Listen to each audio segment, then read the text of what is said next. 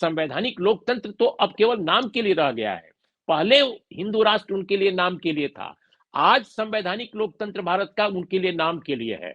और वर्चुअली उन्होंने हिंदी हार्टलैंड में जो काम किया है वो हिंदू राष्ट्र के तौर पे ही किया है। भारत का बड़ा जो कारपोरेट जो समूह है, बड़े जो कारपोरेट घराने हैं, वे सभी आरएसएस बीजेपी के साथ पूरी तन्मयता के साथ जुड़े हैं, क्योंकि उनको लगता है कि जो जैसा वो भारत चाहते थे अपने लिए, यानी इस देश का कारपोरेट, वैसा ही आरएसएस बीजेपी आज परफॉर्म कर रहा है गवर्नेंस में। गवर्नमेंट वैसे ही चला रहा है। तो ये एक बहुत बड़ी बात है। आरएसएस बीजेपी की जो मौजूदा ताकत है, उसको आप फाइट आउट नहीं कर पाएंगे 1990 और 1985 और 1987 के फार्मूले से। सामाजिक न्याय का फार्मूला हो, मंडल का फार्मूला हो, कोई भी फार्मूला हो, आपको उसको नए ढंग से परिभाषित करना पड़ेगा। उसमें बहुत सारी चीजों को जोड़ना पड़ेगा। नीतीश कुमार के भतीजे यानी तेजस्वी यादव ने अपने चचा को राजनीतिक मैदान में पटक दिया। अच्छा, इसलिए पटक दिया कि वो उनकी जो पूरी की पूरी जो राजनीतिक हैसियत है, वो बहुत कमजोर दिखी पूरे विश्वास मत लेने के समय। आप आप देखा होगा आपने नीतीश कुमार जी पर और उनकी सरकार पर और उनके पिछली सरकार में उनके तमाम इश्यूज पर जो सवालात उठाए तेजस्वी ने, उसका एक भी जवाब उन्होंने नहीं दिया, देने लायक ही नहीं रह गए। भारतीय जनता पार्टी केंद्र की सरकार में है, डबल इंजन की मालिक है। तो जो सरकार उसने खींच खांच करके किसी तरह बनाई है वहां, वो लोकसभा चुनाव लड़ने के लिए बनाया है। वो नीतीश कुमार जी को सम्मान देने के लिए थोड़े सरकार उसने बनाया है।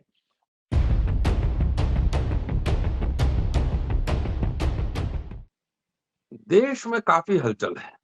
राम मंदिर उद्घाटन और प्राण प्रतिष्ठा के बाद प्रधान जी यूएई चले गए हैं मंदिर का उद्घाटन करने, और वहां जाकर उन्होंने कहा है कि लग रहा है कि मैं घर में आ गया। हल्द्वानी में मुसलमानों के खिलाफ दंगा भड़का है, मस्जिद तोड़े जा रहे हैं, ये सब चलता रहा। किसान सड़क पे गोले बरसाए जा रहे हैं। बिहार में जो हुआ है हम सबने देखा है कि बिहार में क्या हुआ है। नीतीश कुमार जी पाला पलटकर चले गए एनडीए के खेम में। जब इंडिया अलायंस बनी थी तो उसके अगुआ बने थे नीतीश कुमार। पहली मीटिंग पटना में हुई थी। उसके बाद जो घटनाक्रम है आपके सामने, उसमें नहीं जाऊंगा। इधर उत्तर प्रदेश में एनडीए अलायंस के एक घटक जा चुके हैं एनडीए में। बहन जी कह रही हैं अकेले चुनाव लड़ेंगे। कांग्रेस के बड़े बड़े नेता जो यूपीए 1-2 में खूब मलाईदार पोजीशंस पे थे, खूब चाप रहे थे, सिंधिया हो, जितिन प्रसाद हो, आरसीपीएन सिंह हो, अशोक चौहान हो, तमाम ऐसे बड़े बड़े कद्दावर नेता अगर नाम ले लेंगे तो कम से कम 100 नाम जाएगा। हरियाणा के भी राव साहब थे, सब चले गए हैं बीजेपी में। अशोक चौहान ताजा इसके उदाहरण है। और हल्कों से खबर ये आ रही है कि कमलनाथ जी भी अगर राज्यसभा नहीं जाएंगे तो बीजेपी में जा सकते हैं। ये तमाम घटनाक्रम एक साथ जारी है। जयंत चले गए, उनके दादाजी को भारत रत्न मिल गया, जबकि चौधरी चरण सिंह आरएसएस के विरोधी थे। और ये लीला देखिए, ये कर्पूरी ठाकुर को भी भारत रत्न और आडवाणी को भी भारत रत्न। इसको मैं कई बार जनेऊ लीला कहता हूँ, जो लोगों को समझ में नहीं आएगी, चित भी मेरी पट भी गई। इस बीच क्या होगा इंडिया अलायंस का? क्या कोई संभावना है जिससे मोदी को चुनौती दी जाएगी पॉलिटिकली? अभी चुनाव से पहले कितने लोग आएंगे, कितने लोग भागेंगे, कहा नहीं जा सकता है। लेकिन ये समझना हम जैसे इतिहास के छात्रों के लिए बेहद जरूरी है। आज का एपिसोड, आज की चर्चा इसी विषय पर। दोस्तों, रतनलाल बोल रहा हूँ और आप देख रहे हैं अम्बेडकरनामा। इस एपिसोड में वरिष्ठ पत्रकार, संपादक और लेखक उर्मिलेश जी हमारे साथ हैं, और 20 मिनट इस पे चर्चा हम लोग करेंगे। उर्मिलेश जी अपना एक चैनल चलाते हैं, उर्मिलेश संवाद। और मैं सारे दोस्तों से मैं अपील करूंगा कि उर्मिलेश जी के चैनल पे जाएं, उनको सब्सक्राइब करें और लगातार उनको सुने। लंबी और गंभीर और बहुत ही सेंसिटिव इश्यूज को उठाते हैं और बहुत गंभीरता से अपनी बात रखते हैं। इसलिए उर्मेश संवाद को आप कम से कम सब्सक्राइब करिए और उर्मेश जी को सुनिए। बहरहाल चलता हूँ सीधे टॉपिक पे। इनिशियल बैकग्राउंड मैंने बना दी है और सीधे उर्मिला जी के पास चलते हैं और उनसे समझने की कोशिश करते हैं, क्या कोई होप वजह है? राहुल गांधी न्याय यात्रा पर है। जितने एसी में रहने वाले इनके सरकार में लोग थे, सब राहुल गांधी को छोड़कर जा चुके हैं। राहुल गांधी ये बात समझ रहे हैं कि सड़क पे जाए बिना, जनसंपर्क बनाए बिना राजनीतिक करियर संभव नहीं है, राजनीति कर नहीं सकते हैं। वो सड़क पे हैं और उनके सहयोगी बीजेपी में शामिल हो रहे हैं। क्या लीला है, इसी पे चर्चा है। स्वागत है सर। जी, सर, शुक्रिया रतनलाल जी। एक इनिशियल भूमिका हमने दे दी और आप इतने लंबे समय से, मुझे लगता है कि 80 के दशक को जोड़ लें तो 40 साल से ज्यादा का आपका पत्रकारिता का जो है ना पूरा सफर है। बिहार में आप लंबे समय तक आपने पत्रकारिता की है। नीतीश जी को भी आप जानते हैं पर्सनली, लालू जी को भी जानते हैं और जो घटनाक्रम चल रहा है, मैं समझता हूँ कि एक पत्रकार के हिसाब से, एक इतिहास के छात्र के हिसाब से आपकी बहुत ही पैनी और बारीक नज़र है। ज़रा हम लोग का भी बताएँगे तो हमारा भी ज्ञानवर्धन होगा। जी सर। नहीं देखिए, बिहार का जो प्रकरण है उसमें तो ये बिल्कुल बात साफ है कि जैसा जैसी संभावना थी, उम्मीद थी कि नीतीश कुमार जी को भारतीय जनता पार्टी के साथ जाने के बाद जो ये फिर से उन्होंने पाला पलटा है, तो उनको विश्वास मत मिल जाएगा। सदन में विश्वास मत मिलने को लेकर कोई संदेह मुझे तो नहीं था। एक जी। पॉलिटिकल करेस्पॉन्डेंट होने के नाते जो लंबे समय तक जिसने पत्रकारिता की हो, तो बहुत सारे यूट्यूब चैनल कह रहे थे कि लीला हो जाएगी, खेला हो जाएगा, ये हो जाएगा, वो हो कुछ जाएगा। नहीं था। नहीं, तमाम यूट्यूब, लेकिन जो अर्थमेटिक था, अगर देखा जाए, क्या बोलते हैं उसको, संख्या संख्या संख्या। का जो गणित था, उसमें बिल्कुल क्लियर था कि भारतीय जनता पार्टी, जेडीयू दोनों मिलके बना लेंगे, हुँ। समर्थन पा जाएंगे। और अगर मान लीजिए भारतीय जनता पार्टी के कुछ लोग absent होंगे, जैसा हुआ, तो उसको भी मैनेज कर लेगी भारतीय जनता पार्टी। देखिए, भारतीय जनता पार्टी केंद्र की सरकार में है, डबल इंजन की जी। मालिक है। तो जो सरकार उसने खींच खांच करके किसी तरह बनाई है वहां, वो लोकसभा चुनाव लड़ने के लिए बनाया है। वो नीतीश कुमार जी को सम्मान देने के लिए थोड़े सरकार उसने बनाया है। वो लोकसभा चुनाव 2024 का बीजेपी लड़ना चाहती है अपनी, मतलब देख रेख में।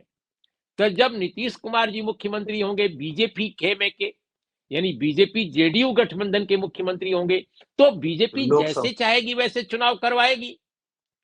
प्रशासनिक मशीनरी पर नीतीश कुमार से ज्यादा बीजेपी का कब्जा होगा, क्योंकि इस सरकार में तो बीजेपी न है। आई मीन नीतीश कुमार जी तो कमजोर, उनकी पार्टी बहुत बहुत उससे बहुत छोटी पार्टी है। और वैसे भी केंद्र की पार्टी है, सत्ताधारी पार्टी है बीजेपी। तेजस्वी की पार्टी भी नीतीश कुमार से बड़ी पार्टी थी, लेकिन तेजस्वी एक भतीजे थे, वो चाचा थे, तो एक सम्मान की नजर से देख रहे थे।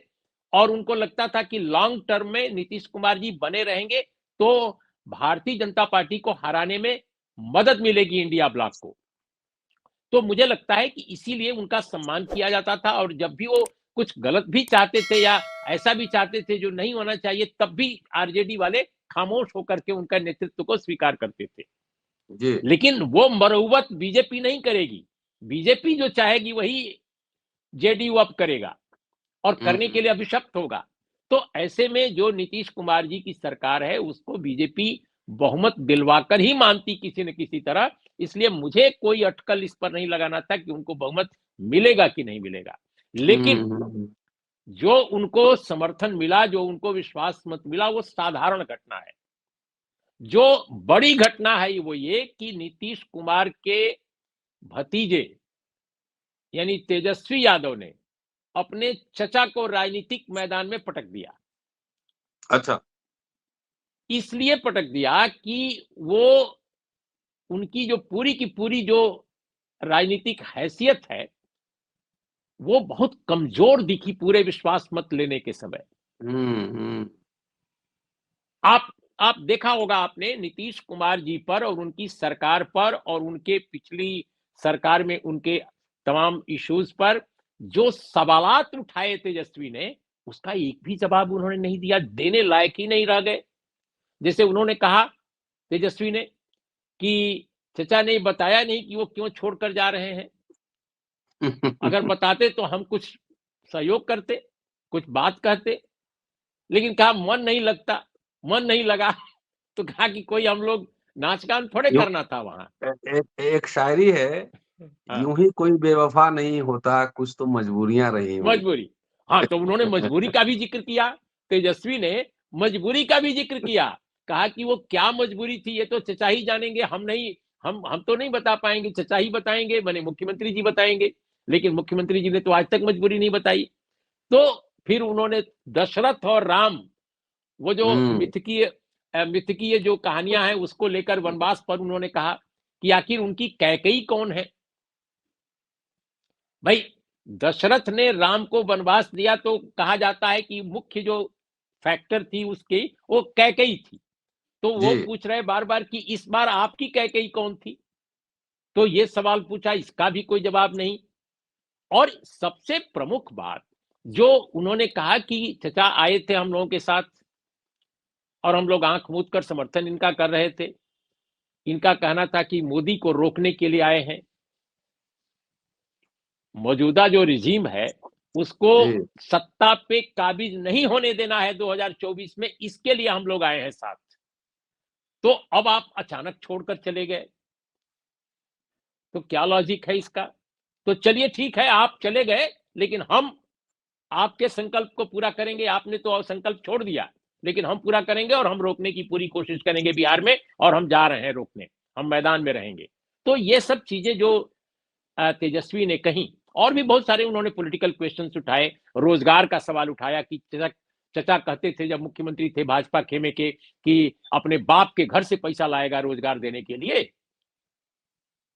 लेकिन हमने लाया। जब ये मुख्यमंत्री हमारे थे, हमारे गठबंधन के मुख्यमंत्री थे, तभी हमने शुरू कर दिया और हमने लाखों लोगों को नौकरी दिलवाई और भी लोगों को दिलवाते। इसके अलावा जाति जनगणना वाले प्रश्न पर वो सीधे आ गए और कहा उन्होंने कि जातिवार सर्वेक्षण जो बिहार में हुआ उसमें कैसे आरजेडी का इनिशिएटिव था, और जेडीयू भी उससे सहमत था। जेडीयू ने भी, हम दोनों ने मिलकर काम किया, लेकिन बीजेपी तो अंदर से नहीं चाहती थी, लेकिन किया हम लोगों ने। तो बहुत सारे जो सवालात उठाए, उससे मुझे लगता है कि इसमें तेजस्वी यादव की जो छवि है, उनकी जो बड़ी राजनीतिक जो हैसियत है, वो अचानक बहुत बढ़ गई है। पहले भी वो गंभीरता दिखाते थे, मैच्योरिटी दिखाते थे, हुँ। लेकिन मुझे लगता है कि इस घटना ने अपने विरोधियों में भी लोकप्रिय उनको बनाया है। जैसे मैं कल बात कर रहा था बहुत सारे लोगों से, तो बहुत सारे लोग जो आरजेडी के नाम से, लालू प्रसाद यादव के नाम से ही चिढ़ते हैं, बल्कि दलित पिछड़ा के नाम से भी चिढ़ते हैं। तो हुँ। ऐसे लोगों में भी मैंने देखा कि वो तेजस्वी यादव के भाषण को बहुत प्रशंसा की नजर से देख रहे थे, और उन्होंने खुलेआम कहा कि भाई बहुत ही ये विनम्रता के साथ इन्होंने भाषण किया, तीखे वार किए, लेकिन हुँ। बिलो एन ए बेल्ट एक कभी नहीं मैच्योर गए। एक मैच्योर लीडर की तरह, यस, वो सुना और मैंने। बिलो द बेल्ट नहीं किया वार, उन्होंने एकदम। पॉलिटिकल एक एक वार किया और बीजेपी पर भी जमकर प्रहार किया, लेकिन बहुत मैच्योरिटी के साथ। तो ये एक अच्छी बात है, और मुझे लगता है बिल्कुल आखिर में इस प्रश्न का मैं जवाब दूं कि मुझे लगता है कि वो बार बार कह रहे थे कि हम मैदान में जा रहे हैं और रोकेंगे, तो उनको सचमुच मैदान में ही होना चाहिए, उनको पटना छोड़कर मैदान में ही अब रहना चाहिए। सर, इसी पे आ रहा हूँ, एक सवाल और लेता हूँ। आप भी व्यस्त हैं, आपकी समय की कमी होती है, कि लालू प्रसाद यादव जब लीडर बन रहे थे, उस समय आप पटना में पत्रकारिता कर रहे थे और लालू प्रसाद यादव ने अपनी पूरी एक टीम तैयार की थी। रघुवंश बाबू थे, चाहे तिवारी जी थे, चाहे जो भी थे, बड़े-बड़े लीडर्स उनके टीम में थे। टीम तेजस्वी, कोई टीम ऐसा आइडियोलॉजिकल कमिटमेंट के साथ कहीं कुछ दिख रहा है। इसलिए ये बात मैं कह रहा हूँ। कल जब वो भाषण कर रहे थे, तो वो कह रहे थे आनंद मोहन के बेटे के लिए कि आपको इसलिए टिकट नहीं दिया, शायद उनकी माँ को भी टिकट मिला था। नहीं दिया कि आप आनंद मोहन के बेटे हैं, आप युवा हैं और बिहार के बारे में सोचते हैं।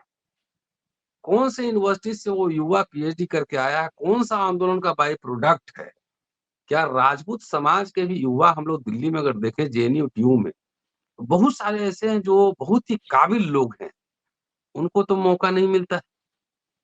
तो ये कहना तेजस्वी के लिए मैं इसलिए भी कह रहा हूँ कि आप भी वैसे ही सोचेंगे कि जब तक एक बढ़िया वो टीम नहीं बनाएँगे जिसमें सारे समुदाय के बढ़िया लोग हो, थोड़ा जब तक इंडिपेंडेंस उनको नहीं देंगे बात रखने की, पटना में घर के आस-पास खाली बुला के नमस्ते करवाने के लिए रखेंगे, तो तेजस्वी का लंबा करियर है, 40 साल करियर अभी है।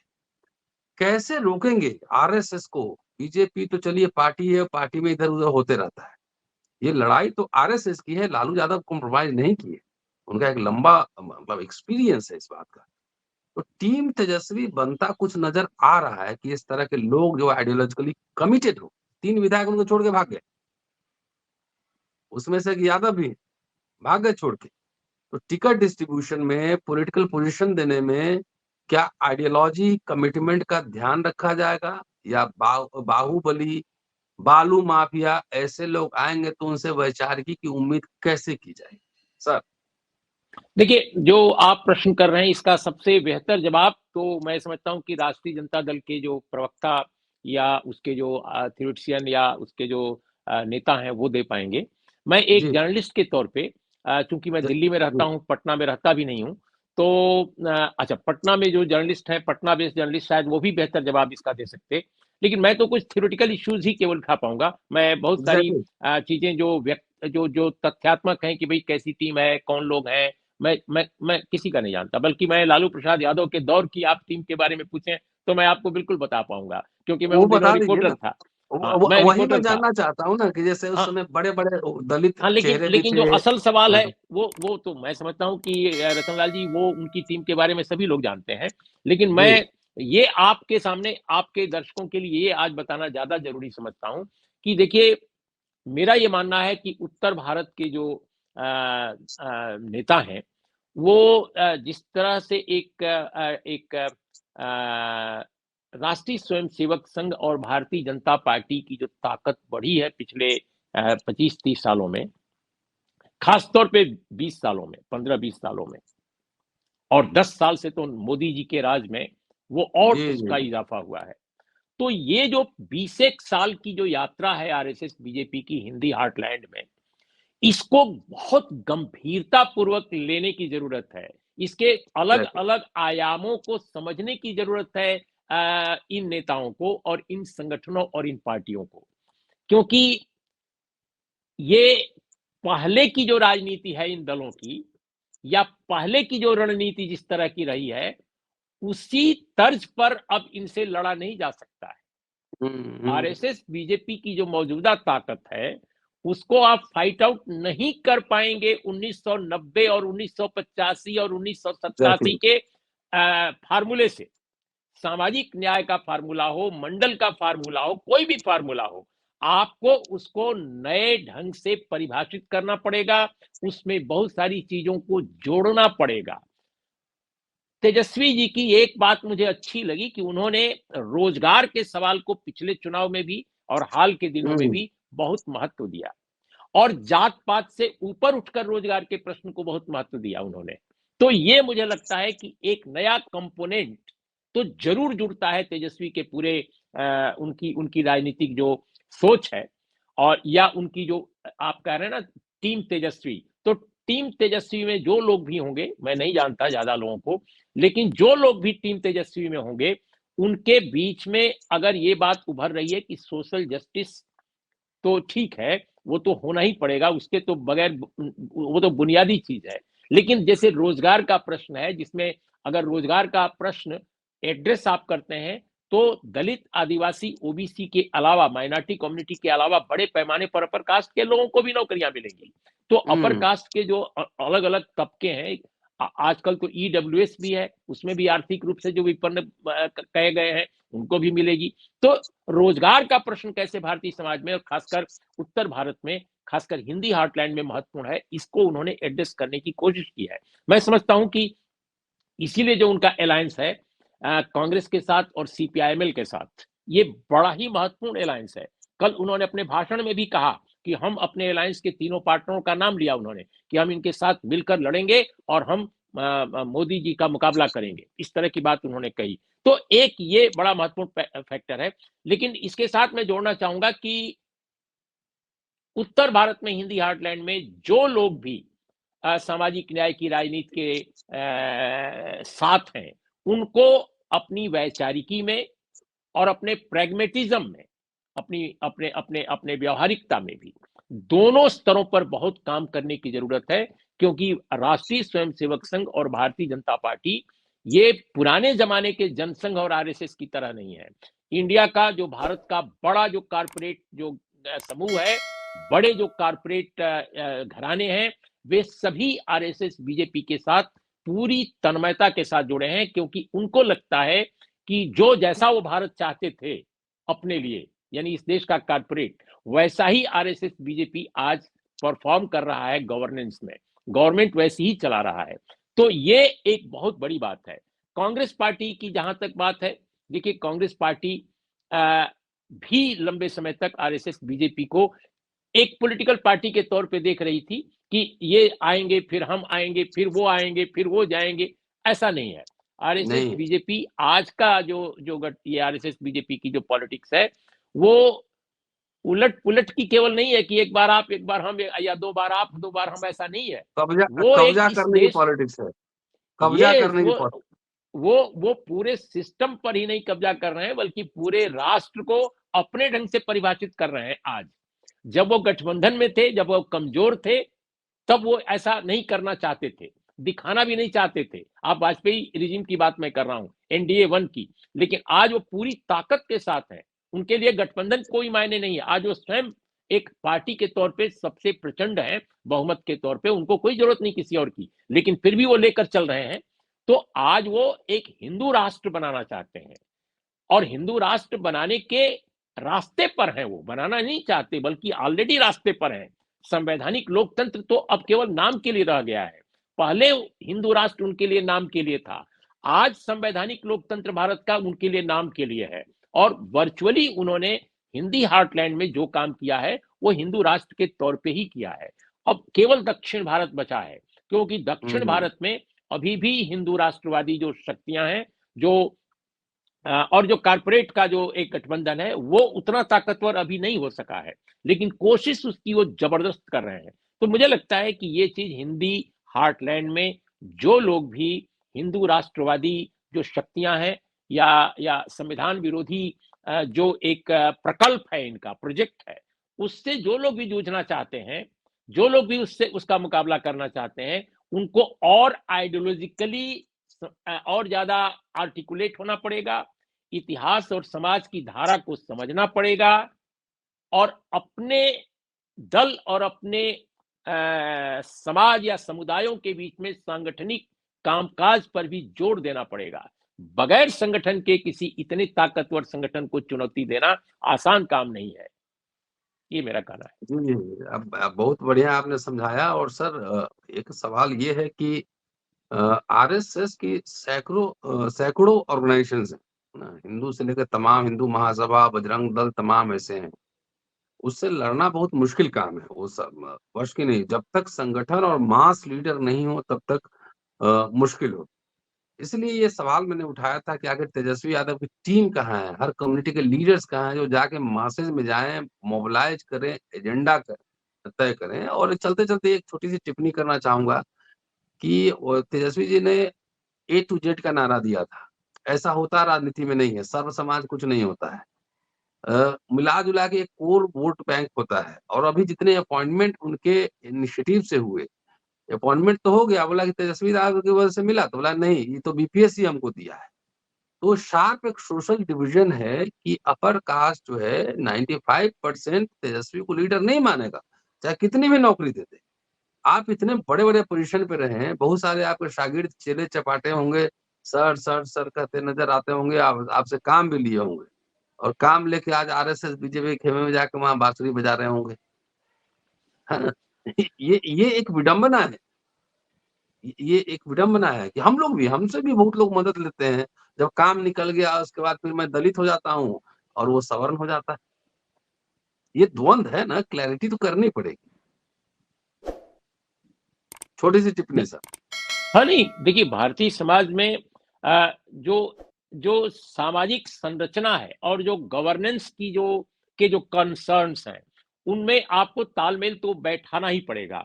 जैसे उदाहरण के तौर पे आप कहीं के भी हों, आप किसी भी राज्य के हों, लेकिन जो बेहतर कामकाज है गवर्नेंस का, जैसे उदाहरण के तौर पे मैं आपको बताऊँ कि शेख मोहम्मद अब्दुल्ला ने जम्मू कश्मीर में 1953 में लैंड रिफॉर्म्स लागू किया। लैंड रिफॉर्म्स, हाँ, सब और किया था। उससे और एजुकेशनल रिफॉर्म्स लागू किया। उससे केंद्र की हुँ। जो उस समय की नेहरू सरकार थी बहुत नाराज हो गई। नेहरू जी चाहते थे कि ये सब हो, लेकिन नेहरू जी का कान भरने वाले इतने ज्यादा थे जम्मू कश्मीर में कि उन्होंने शेख जेल भी जा मोहम्मद अब्दुल्ला को के खिलाफ कान भर दिया और कहा कि नहीं, ये तो कश्मीर को तोड़ना चाहता है, अपने साथ ले जाना, अकेले ले जाना चाहता है, विभाजन करना चाहता है। जबकि जम्मू कश्मीर जो था भारत में शामिल ही हुआ था इसलिए कि शेख मोहम्मद अब्दुल्ला और नेहरू की जोड़ी जो है उसको खींच लाई थी, वरना महाराजा हरि सिंह जो थे वो दरअसल उसको अलग रखना चाहते थे, वो सेपरेट जी। नेशन स्टेट चाहते थे। लेकिन शेख अब्दुल्ला के खिलाफ कान भर दिया गया नेहरू का और इस तरह से उनको उनको जेल में डाल दिया गया, उनको सत्ता से हटा दिया गया। लेकिन मेरा ये कहना है कि शेख मोहम्मद अब्दुल्ला ने जो काम किया वो तो हिंदू के मुसलमान के लिए नहीं किया, केवल हिंदू के लिए भी हुँ। किया। उन्होंने उन तमाम लोगों के लिए काम किया जो खेती करते थे, जो खेत और जो बगानों में जाते थे, जो बगान का काम करते थे, सेव उगाते थे, लेकिन जमीन उनकी नहीं होती थी।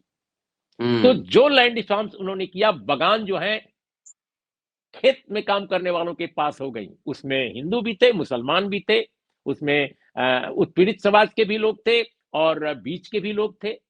तो गवर्नेंस का जो मॉडल है, उसमें आपको ये चीजें जरूर देखनी पड़ेंगी। जैसे बाबा साहब भीमराव अंबेडकर ने, उन्होंने लेबर रिफॉर्म्स किए, उन्होंने महिलाओं के लिए बहुत सारे काम जी, किए। जी। और जब जी। वायसराय की एग्जीक्यूटिव काउंसिल के वो पार्ट थे, आई मीन वायसराय काउंसिल के जब वो लेबर मेंबर थे, उस वक्त जो किए उनके काम हैं वो तो भारत के उत्पीड़ित समाज से लेकर जो सवर्ण हुँ। समाज है सबके काम आए।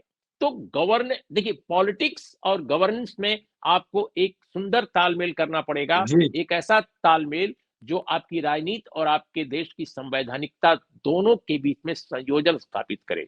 तो इसलिए मेरा हमेशा ये कहना होता है किसी भी उत्तर भारतीय या दक्षिण भारतीय कोई भी हो, कि इस तरह की बात को मुझे लगता है कि जरूर देखा जाना चाहिए। केरल ने भी, जी। केरल मॉडल जो है गवर्नेंस का, जो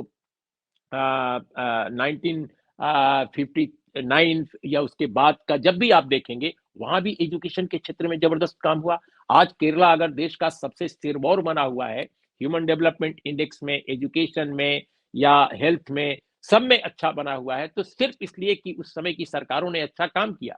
उसमें ईएमएस नबूद्रीपाद की सरकार, जिसमें गौरी अम्मा रेवेन्यू मिनिस्टर थी, पिछड़ी जाति की महिला, एक तो हाँ, हाँ। महिला, दूसरे ओबीसी कम्युनिटी की। और इसके अलावा आज जो केरला है, आज भी वो अगर हिंदुत्ववादी शक्तियों के प्रभाव में नहीं आ रहा है, जद्दोजहद कर रहा है, इतनी कोशिश कर रहे हैं तब भी, तो उसकी वजह वही बुनियाद है कि जो काम किया है लोगों ने गवर्नेंस के क्षेत्र में, वो काम आ रहा है। तो दोस्तों, अरे इसलिए इसलिए मैं रतनलाल जी कहूंगा कि इन दोनों के बीच में एक सुंदर तालमेल जरूरी है। डेफिनिटली, प्रिसाइज़ली मैं वही वही कहना चाह रहा हूँ कि governance is one part and electoral politics is another part. कौन आपको वोट देगा, कौन वोट नहीं देगा, ये क्लैरिटी नेता के दिमाग में रहनी चाहिए। गवर्नेंस की वजह से 100% वोट किसी को नहीं मिलता है। अदरवाइज़ कभी से कोई सरकार ही नहीं बदलती। तो ये खाली क्लैरिटी रखने के लिए ज़रूरी है कि लीडर्स गवर्नेंस को अलग समझें और इलेक्टोरल पॉलिटिक्स को अलग समझें। कौन आपको वोट देगा, कौन नहीं देगा। उर्मिलेश जी थे, बहुत शानदार इन्होंने विश्लेषण किया। आप जाइए इनके यूट्यूब चैनल पे उर्मिलेश संवाद पे, वहाँ पे जाइए, सब्सक्राइब कीजिए और उर्मिलेश जी को लगातार सुनते रहिए। शुक्रिया, शुक्रिया सर।